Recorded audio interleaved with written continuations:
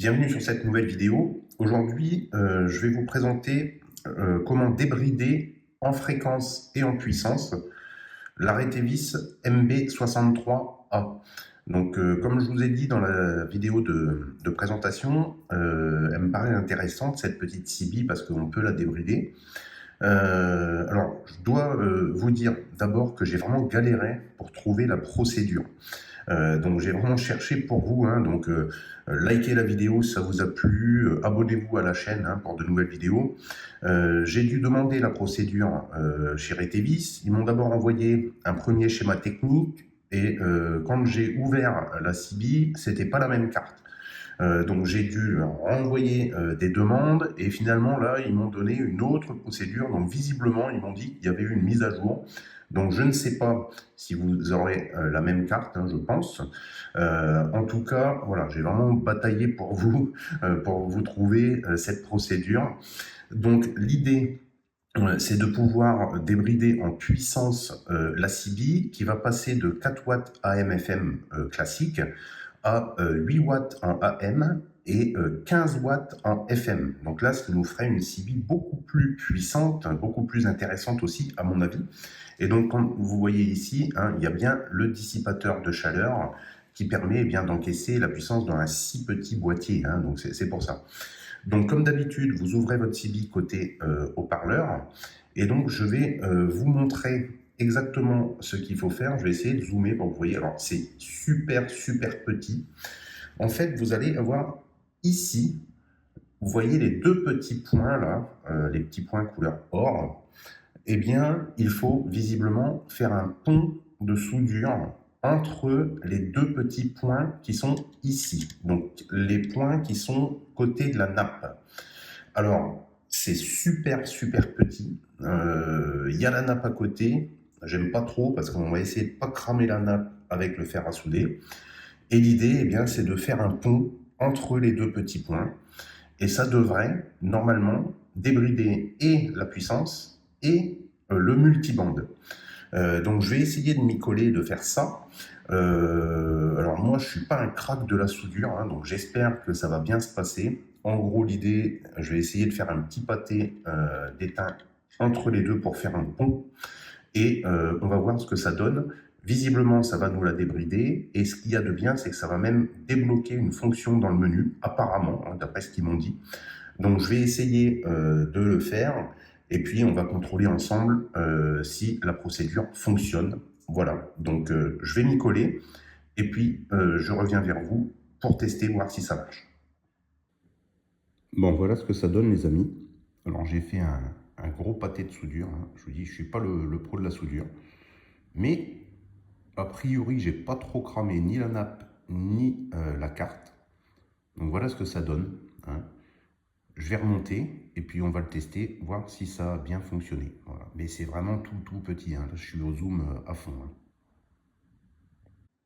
Bon, voilà les amis. Je viens de remonter la bête. Visiblement, ça a fonctionné parce qu'il y a du changement là. Donc, regardez, maintenant, on voit le numéro de bande qui est apparu. Donc ça, c'est vraiment pas mal du tout. Pour modifier la bande, vous double pression sur menu rapide, ça clignote. Et là, vous allez choisir la bande. Donc la bande française normale, c'est la bande D, delta.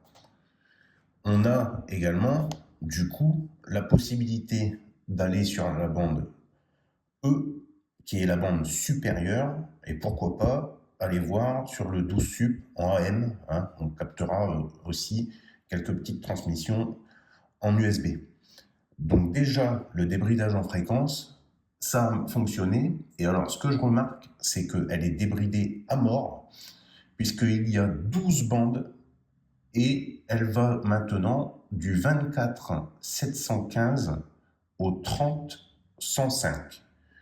Donc extrêmement large au niveau de la couverture. Donc rien que déjà ça, c'est plutôt pas mal. Maintenant, on va regarder au niveau de la puissance ce que ça donne. Donc là, je suis en FM, petite puissance normale. On va regarder ce que ça donne au wattmètre. Normalement, on devrait être à 4.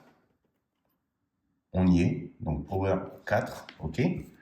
En FM et en AM maintenant, en AM, on est bien ouais, à 4. Voilà, 4, ça bouge un peu là. Je suis sur l'antenne, hein, c'est normal, je ne suis pas sur charge fictive. Donc, on est bien à nos 4. Maintenant, on va aller dans le menu, en laissant appuyer sur menu. Et là, on va avoir un nouveau menu qui est apparu dans la CB. PO comme Power. Là, je suis bien en petite puissance low et je vais la passer en puissance high. Et là, vous voyez qu'il y a le petit H qui est apparu en dessous. On appuie. On va quitter. Et maintenant, on va regarder un petit peu ce que ça donne. Donc, vous voyez que là, je suis en AM et en puissance haute. Et on va regarder, donc en AM, on devrait atterrir dans les 8 watts. Voilà. Alors, ça bouge. Mais bon, c'est parce que je suis sur tuner, là. Ouais, donc 8-9 watts. OK. Donc, impeccable. Et là, je vais passer donc en FM. On devra atterrir dans les 15 watts. Waouh, 19 watts. Alors, on va regarder.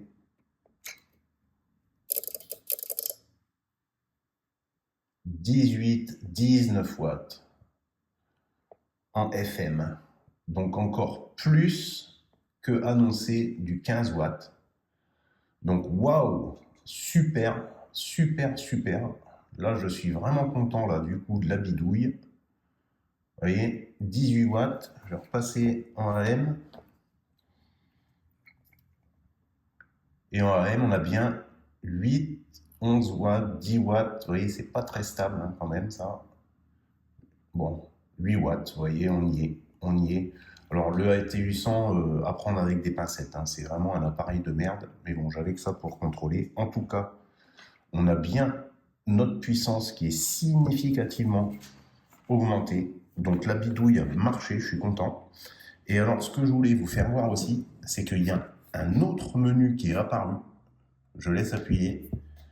Et on a maintenant une déviation de moins 5 kg, comme vous voyez, que vous pouvez activer en on ou off. Donc le moins 5, ça va vous permettre d'accéder aux canaux en terminaison 0.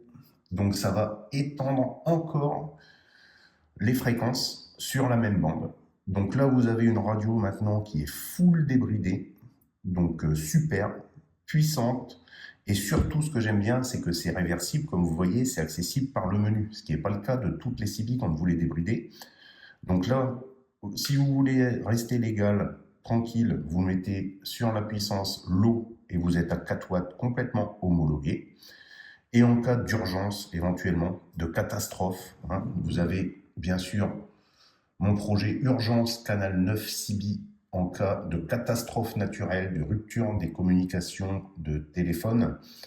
Eh bien, vous dégainez votre CB, vous le passez en haute puissance et vous allez avoir normalement une bien meilleure couverture avec beaucoup plus de puissance en cas d'extrême urgence. Bien sûr, pour rester dans l'homologation, en temps normal pour faire du petit QSO, vous repassez en puissance low via le menu. Donc ça, j'aime beaucoup. Voilà, c'est complètement réversible une fois que vous avez fait votre petit point de soudure. Faites attention vraiment pour faire ce petit point de soudure, c'est tout petit. J'ai dû m'y reprendre à 2-3 fois pour qu'il y ait un bon contact et sans cramer la carte ni la nappe. Hein, donc faites bien attention, si vous ne le sentez pas, ne le faites pas. Mais en tout cas, voici la vidéo de débridage de cette Retevis MB63A. Du coup, là, que je trouve beaucoup plus sexy maintenant, complètement débridé, haute puissance, basse puissance, les canaux en terminaison 0, que demander de plus hein, pour vraiment 75-80 €. C'est vraiment pas mal. Allez, je vous remets les liens dans la description. Ils la vendent avec le pack d'antenne que je vous avais présenté également. Je vous mets les 2 liens dans la description. Ciao les amis, à bientôt pour de nouvelles vidéos. N'oubliez pas de liker parce que j'ai galéré à trouver cette procédure pour vous. Ciao.